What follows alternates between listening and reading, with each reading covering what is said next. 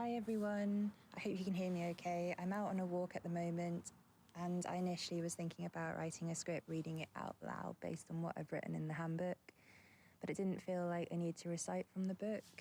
Instead, I thought I'd do it in a way that involved walking and talking from live thought as I move. There might be some noises around me, like the wind and cars, etc., but I hope it's bearable. So the introduction to the handbook, just briefly, is the purpose of the handbook. It's as a resource and as a guidance for you to use when you need to.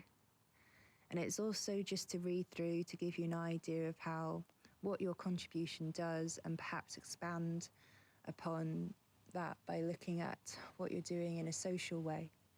And what I mean is in terms of how the group functions, the infrastructure, of course, the communications and the actions happen and they're organised, but the policies and the procedures, the ethics more than anything, is the glue which enables things to happen in a way that not only improves what's already going on, but with that knowledge put into action, something else can be delivered, something else can form.